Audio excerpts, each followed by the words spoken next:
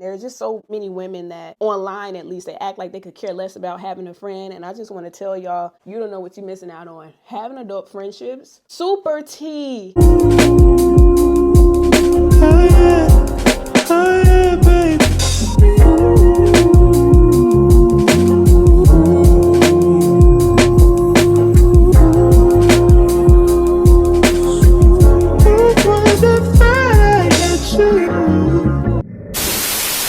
Hi guys, and welcome to my first Get Ready With Me. And so yes, let's get right into it. Your girl is fresh faced, and I want to do a quick little chit chat with you guys, and we're going to talk about friendships, right? So on Threads, there was a thread that I actually liked and I saved it. So the thread said, real adult friendship doesn't sound like we all have busy lives. It looks and sounds like, how do we want to make sure we sustain our friendship as life gets busier? Don't let a collective incapable of sustaining connection convince you that that's the standard. And so I hearted it because I'm like, you ate.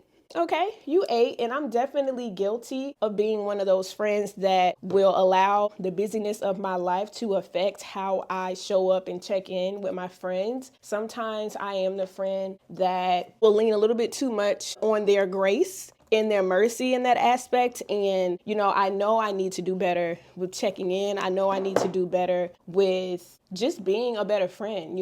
I feel like when it comes to friendships, that's been like a hot topic as of late, especially on social media. I'm using Essence Pretty Natural. I used to order on Amazon. I don't know if the girlies start finding out about how good this is and how cheap it is on top of that, but I haven't been able to find my shade. Okay.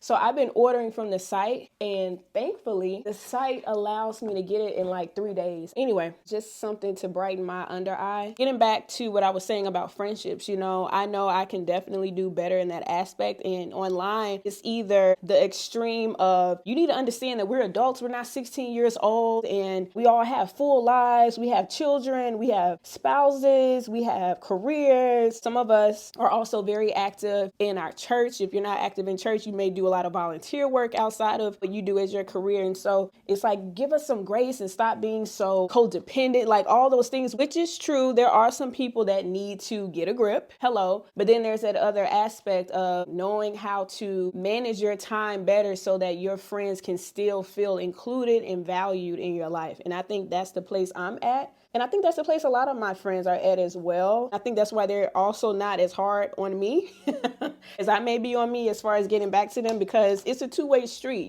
We all have to do better in that aspect, okay? But it's definitely something I want to be more intentional about. And I do believe some of my friends don't reach out because they're like, oh, Marissa's busy. And I want to change that because I don't want them to think that they can't reach out to me because I'm busy. I know for a fact I need to do better, and I'm thankful for their grace in that way. I may have been a little bit too heavy-handed with this concealer for a day-to-day girl. And I also have another concealer that I could have used from LA Colors, and it's a little lighter and warmer. Well, let me show you this way.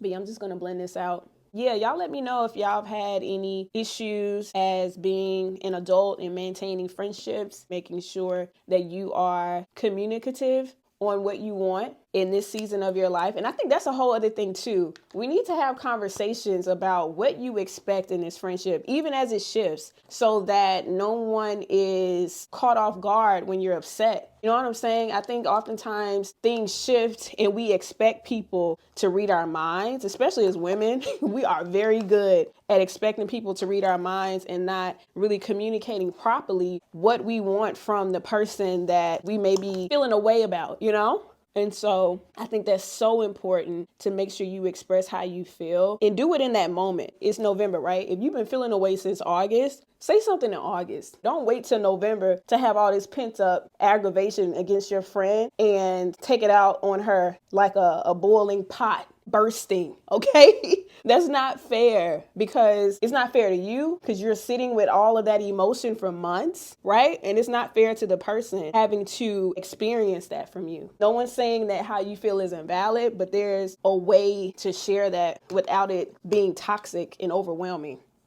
especially as adults, please talk to your people and be clear and concise in what you have to say, and then go from there. If they're unable to meet your request, then figure out how life is going to look for you to moving forward. Okay, look, y'all, we have evened her out, and so I'm just going to I'm using Fenty setting powder and banana. And then I also have the Fenty setting powder and honey for the rest of my face. I feel like did I get powder on my hair? Lord have mercy.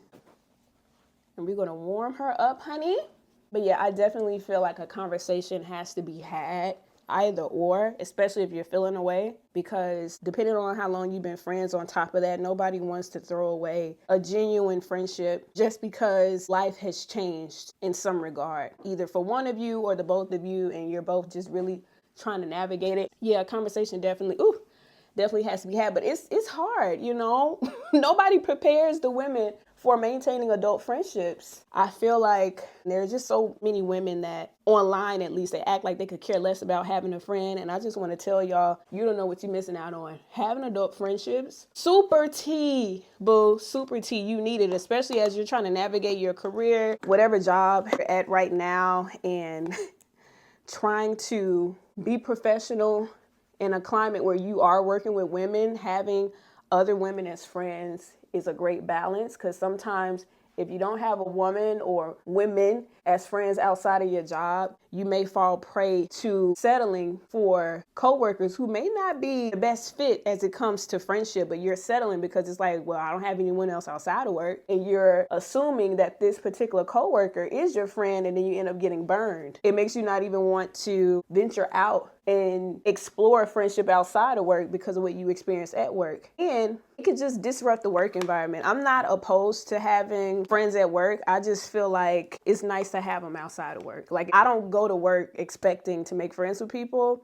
I don't know if that sounds bad, but I really don't. I don't mind being cordial and doing a little kiki every now and again, but if I make a friend, praise God. If I don't, it is quite all right. And I have made friends. Said all that to say, definitely have made friends, but definitely don't expect to do it. I'm realizing I don't have my eyebrow pencil, so be right back. Actually, I'm gonna do my eyebrows off camera. Okay, we back, and I've definitely done my eyebrows better than this, but who's really doing it over? And so found my blush, which is by Anastasia, which is Berry Adore. But yeah, y'all let me know how you feel about adult friendships and where you are when it comes to that. And also about the whole making friends at work thing, because I kind of tiptoed into that conversation, but I can definitely give you another Get Ready With Me and share how I really feel about being friends with coworkers, because it can be very tricky, honey. Very, very tricky. You got to really make sure. Thankfully, I haven't been burned by any coworkers in all my years of working. I feel like it was because I always had my discernment. Yeah, I've always kind of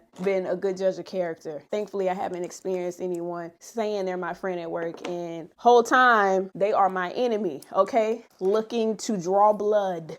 Let me do a little lip liner to make this thing complete.